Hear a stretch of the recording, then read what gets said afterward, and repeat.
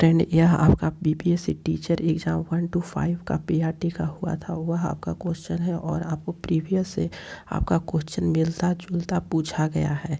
तो इस क्वेश्चन को देखिए कि अंडाशय द्वारा कौन सा कार्य किया जाता है। ए ऑप्शन है एस्ट्रोजन का स्राव होना, बी ऑप्शन है डिम का निर्माण होना, सी ऑप्शन है प्रोस्टेरोन का स्राव होना। तो उपयुक्त में से इन सभी का आपका आंसर होगा डी ऑप्शन सही होता है कि अंडाशय द्वारा कौन सा कार्य किया जाता है।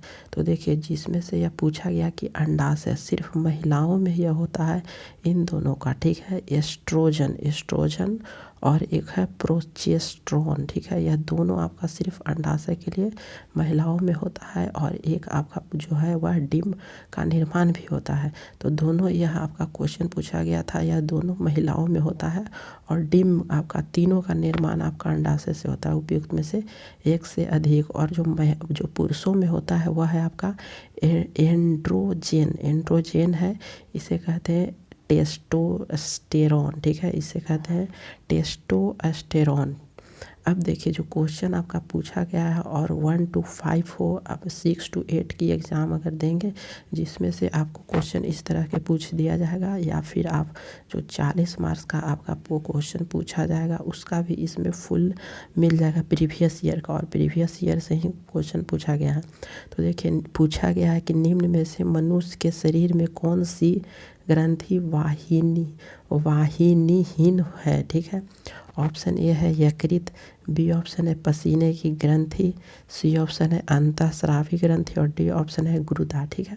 तो इसका जो आंसर होगा वह कौन सा होगा, तो वह आपका सी ऑप्शन सही होता है। अंतःस्रावी ग्रंथि कहा जाता है वाहिनीहीन ग्रंथि को, ठीक है। अगला क्वेश्चन है कि मानव शरीर में सबसे छोटी अंतःस्रावी ग्रंथि कौन सी है।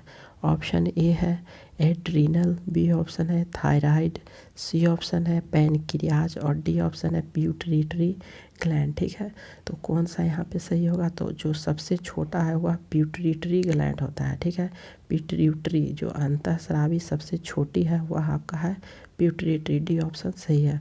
अगला क्वेश्चन है, यह आपका बीपीएससी में पूछा गया कि पीयूष जो पिट्यूटरी ग्लैंड भी कहते हैं, तो ग्रंथि स्थित होती है कहाँ पे, यह स्थित होती है।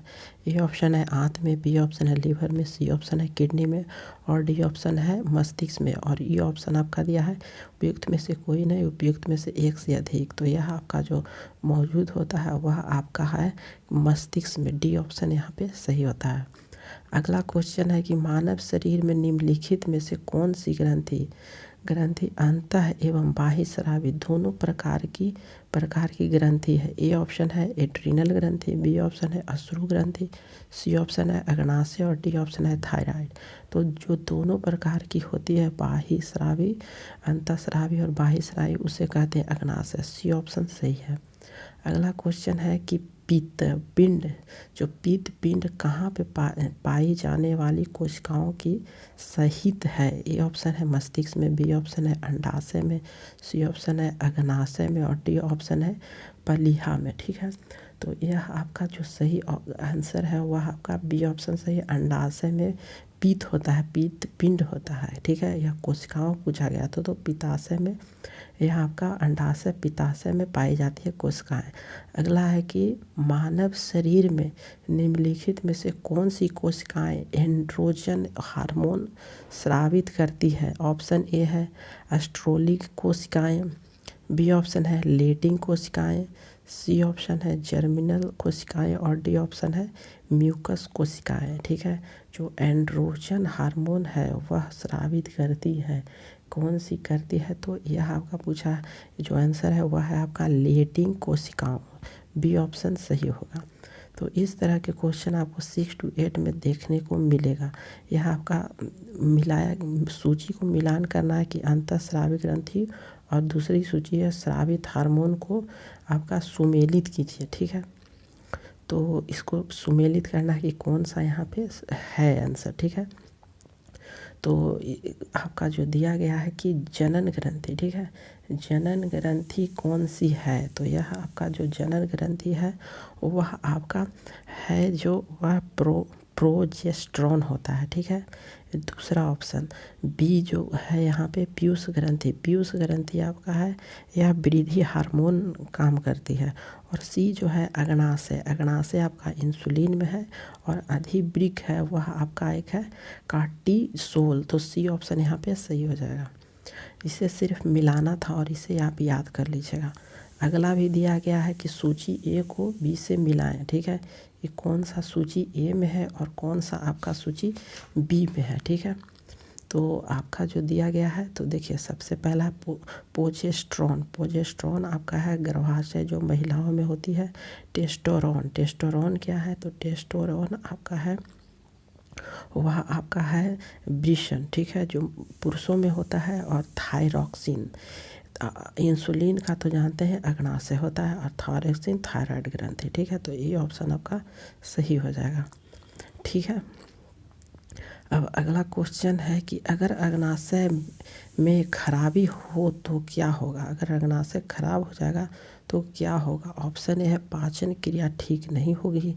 बी ऑप्शन है इंसुलिन और ग्लूकेगॉन नहीं बनेगी। सी ऑप्शन है रक्त निर्माण बंद हो जाएगा। और डी ऑप्शन है रक्तचाप बढ़ जाएगा, ठीक है। तो कौन सा आंसर होगा, तो यह आपका होगा वह बी ऑप्शन सही होगा, इंसुलिन और ग्लूकेगॉन नहीं बनेगी, ठीक है। अब अगला है कि अग्नाशय को पाचक रस के उत्पादन के लिए उत्तेजित करने वाला हार्मोन निम्न में से कौन है। ए ऑप्शन है रेरिन, बी ऑप्शन है ट्रिप्सिन और सी ऑप्शन है सिक्रेटिन और डी ऑप्शन है पेप्सिन, ठीक है। तो यह जो आंसर होगा यह सिक्रेटिन आंसर सही होगा। अगला है कि इंसुलिन है क्या। ए ऑप्शन है वसा, बी ऑप्शन है विटामिन, सी ऑप्शन है कार्बोहाइड्रेट और डी ऑप्शन है प्रोटीन और ये ऑप्शन उपयुक्त में से कोई नहीं, उपयुक्त में से एक से अधिक, ठीक है। तो यह आपका जो आंसर होगा वह आपका प्रोटीन है, ठीक है।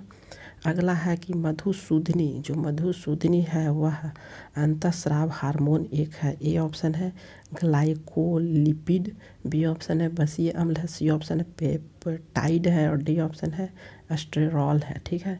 तो यह जो आंसर है वह आपका सी है, पेप्टाइड है।